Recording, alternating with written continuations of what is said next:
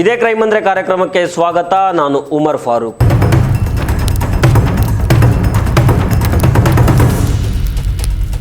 ಪರಪ್ಪರ ಅಗ್ರಹಾರ ಜೈಲಿನಲ್ಲಿ ನಟ ದರ್ಶನ್ ಜೊತೆಗೆ ಟೀ ಕುಡಿತಾ ದಮ್ಮು ಹೊಡಿತಾ ರಾಜಾತಿಥ್ಯ ಅನುಭವಿಸ್ತಾ ಇದ್ದ ವಿಲ್ಸನ್ ಗಾರ್ಡನ್ ನಾಗ ಈಗ ಜೈಲಿಂದ ರಿಲೀಸ್ ಆಗಿದ್ದಾನೆ.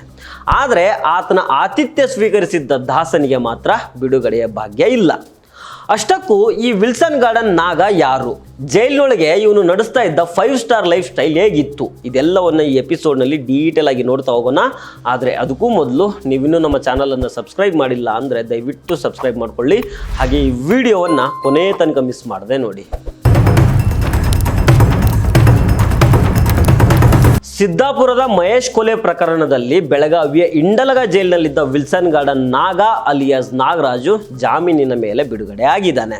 ಕಳೆದ 1 ವಾರದಿಂದ ಅನಾರೋಗ್ಯದ ಕಾರಣ ಬೆಳಗಾವಿಯ ಬಿಮ್ಸ್ ಆಸ್ಪತ್ರೆಯಲ್ಲಿ ಚಿಕಿತ್ಸೆ ಪಡಿತಾ ಇದ್ದ ನಾಗ ನ್ಯಾಯಾಲಯದಿಂದ ಷರತ್ತುಬದ್ಧ ಜಾಮೀನು ಸಿಕ್ಕ ಬೆನ್ನಲ್ಲೇ ಆಸ್ಪತ್ರೆಯಿಂದಾನೇ ಬಿಡುಗಡೆಯಾಗಿ ಬೆಂಗಳೂರಿನತ್ತ ಪ್ರಯಾಣ ಬೆಳೆಸಿದ್ದಾನೆ. ವಿಶೇಷ ಏನಂದ್ರೆ, ತಮ್ಮ ನಾಯಕ ರಿಲೀಸ್ ಆಗ್ತಾ ಇದ್ದಾನೆ ಅಂತ ಆತನಿಗೆ ಭರ್ಜರಿ ಸನ್ಮಾನ ಮಾಡೋದಕ್ಕೆ ಹುಡುಗರ ಗುಂಪು ಒಂದು ಸಿದ್ಧತೆಯನ್ನು ನಡೆಸಿತ್ತು. ಆದರೆ ಖಚಿತ ಮಾಹಿತಿಯನ್ನು ಪಡೆದ CCB OCW ವಿಂಗ್ ಪೊಲೀಸರು ಸನ್ಮಾನಕ್ಕೆ ಮುಂದಾಗಿದ್ದವರನ್ನ ವಶಕ್ಕೆ ಪಡೆದು ಹೆಡೆಮುರಿ ಕಟ್ಟಿದ್ದಾರೆ. ಒಂದ್ ಕಡೆ ನಾಗನಿಗೆ ರಿಲೀಸ್ ಭಾಗ್ಯ ಸಿಕ್ಕಿದ್ರೆ, ಆಕ್ಟರ್ ದರ್ಶನ್ಗೆ ಸುಪ್ರೀಂ ಕೋರ್ಟ್ ಜಾಮೀನು ನಿರಾಕರಣೆ ಮಾಡಿದೆ. ಮುಂದಿನ 1 ವರ್ಷದೊಳಗೆ ವಿಚಾರಣೆ ಮುಕ್ತಾಯಗೊಳಿಸುವಂತೆ ಕೆಳ ಹಂತದ ನ್ಯಾಯಾಲಯಕ್ಕೆ ಸೂಚಿಸಿರುವ ಸುಪ್ರೀಂ ಕೋರ್ಟು ಅಲ್ಲಿ ತನಕ ಜಾಮೀನು ಕೇಳುವಂತಿಲ್ಲ ಅಂತ ಆದೇಶವನ್ನು ಕೊಟ್ಟಿದೆ. ಹೀಗಾಗಿ ನಟ ದರ್ಶನ್ಗೆ ಮಿನಿಮಮ್ ಇನ್ನೂ 1 ವರ್ಷ ಜೈಲು ಅನಿವಾರ್ಯ ಆಗಿದೆ. ರೇಣುಕಾಸ್ವಾಮಿ ಕೊಲೆ ಕೇಸ್ನಲ್ಲಿ ನಟ ದರ್ಶನ್ ಜೈಲು ಸೇರಿದಾಗ ಅವರು ನರಕ ಅನುಭವಿಸ್ತಾ ಇದ್ದಾರೆ ಅಂತಾನೆ ಎಲ್ಲರೂ ಅನ್ಕೊಂಡಿದ್ರು. ಆದರೆ ಪರಪ್ಪನ ಅಗ್ರಹಾರದ ಹುಲ್ಲು ಹಾಸಿನ ಮೇಲೆ ವಿಲ್ಸನ್ ಗಾರ್ಡನ್ ನಾಗನ ಜೊತೆ ಕೂತ್ಕೊಂಡು ದರ್ಶನ್ ಆರಾಮಾಗಿ ಸಿಗರೇಟ್ ಸೇರ್ತಾ ಇದ್ದ ಫೋಟೋ ಇಡೀ ರಾಜ್ಯವನ್ನೇ ಬೆಚ್ಚಿ ಬೀಳುವಂತ ಮಾಡಿತ್ತು. ಜೈಲಿನ 3ನೇ ಬ್ಯಾರಕ್ನಲ್ಲಿದ್ದ ದರ್ಶನ್ ಅಧಿಕಾರಿಗಳ ಕಣ್ ತಪ್ಪಿಸಿ ಸೆಕ್ಯೂರಿಟಿ 1ರಲ್ಲಿದ್ದ ನಾಗನ ಬ್ಯಾರಕ್ಗೆ ಭೇಟಿ ಕೊಡ್ತಾ ಇದ್ರು ಅನ್ನೋದು ಆರೋಪ ಕೇಳಿಬಂದಿತ್ತು. ಈ ಘಟನೆಯ ಬಳಿಕ ಎಚ್ಚೆತ್ತ ಸರ್ಕಾರ ಜುಲೈ 2024ರಲ್ಲಿ ವಿಲ್ಸನ್ ಗಾರ್ಡನ್ ನಾಗನನ್ನ ಬೆಳಗಾವಿಯ ಇಂಡಲಗ ಜೈಲಿನ ಹೈ ಸೆಕ್ಯೂರಿಟಿ ವಿಭಾಗಕ್ಕೆ ಶಿಫ್ಟ್ ಮಾಡಿತ್ತು. ಶಿಫ್ಟ್ ಮಾಡೋದನ್ನ ರೌಡಿಗಳ ಭಾಷೆಯಲ್ಲಿ ಕಮಾನ್ ಎತ್ತೋದು ಅಂತಾರೆ. ಹಾಗೆ ಈ ವಿಲ್ಸನ್ ಗಾರ್ಡನ್ ನಾಗ ಪರಪ್ಪನ ಅಗ್ರಹಾರದಿಂದ ಇಂಡಲಗ ಜೈಲಿಗೆ ಕಮಾನ್ ಎತ್ತಿಸ್ಕೊಂಡಿದ್ದ. ವಿಲ್ಸನ್ ಗಾರ್ಡನ್ ನಾಗ ಇಷ್ಟು ದಿನ ಜೈಲಲ್ಲಿದ್ರೂ ಯಾವುದೇ ಬಿಸ್ನೆಸ್ ಮೆನ್ನು ಅಥವಾ ಸ್ಟಾರ್ಗಳಿಗಿಂತ ಕಮ್ಮಿ ಇಲ್ಲದ ಲೈಫನ್ನು ಲೀಡ್ ಮಾಡ್ತಾ ಇದ್ದ. ಆತನ ಲಕ್ಸುರಿ ಲೈಫ್ ಸ್ಟೈಲ್ ಕೇಳಿದ್ರೆ ಯಾರು ಬೇಕಾದರೂ ಶಾಕ್ ಆಗಿಬಿಡ್ತಾರೆ.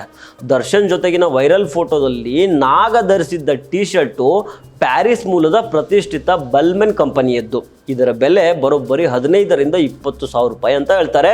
ಇದಕ್ಕಿಂತಲೂ ಜಾಸ್ತಿ ಕೂಡ ಇರ್ಬೋದು. CCB ರೇಡ್ ಮಾಡಿದಾಗ ನಾಗನ ಬ್ಯಾರಕ್ನಲ್ಲಿ KG ಗಟ್ಟಲೆ ಡ್ರೈ ಫ್ರೂಟ್ಸ್ ಪತ್ತೆಯಾಗಿತ್ತು. ಫೋಕ್ಸೋ ಕೇಸ್ನಲ್ಲಿ ಜೈಲು ಸೇರಿದ್ದ ಖೈದಿಯೇ ನಾಗನಿಗೆ ಜಿಮ್ ಟ್ರೈನರ್ ಆಗಿದ್ದ. ವಿಲ್ಸನ್ ಗಾರ್ಡನ್ ನಾಗ ಕೇವಲ ತನಗಷ್ಟೇ ಅಲ್ಲ, ತನ್ನ ಜೊತೆ ಜೈಲಿನಲ್ಲಿದ್ದ ಸುಮಾರು 30 ಹುಡುಗರಿಗೂ ಒಟ್ಟಿಗೆ 30 ಜೊತೆ ಬಾಲ್ ಶಾರ್ಟ್ಸು, ಟೀ ಶರ್ಟ್ಸು, ಕ್ರಾಕ್ಸು ಹಾಗೂ ಬ್ರ್ಯಾಂಡೆಡ್ ಶೂಗಳನ್ನು ಆರ್ಡರ್ ಮಾಡ್ತಾ ಇದ್ದ. ಜೈಲಿನಲ್ಲೇ ಕುಳಿತುಕೊಂಡು ತನ್ನ ಹುಡುಗರ ಮೂಲಕ ಉದ್ಯಮಿಗಳಿಂದ ಹಪ್ತಾ ವಸೂಲಿ ಮಾಡಿಸ್ತಾ ಇದ್ದ ಅನ್ನೋ ಗಂಭೀರ ಆರೋಪಗಳು ಕೂಡ ಇದ್ದಾವೆ.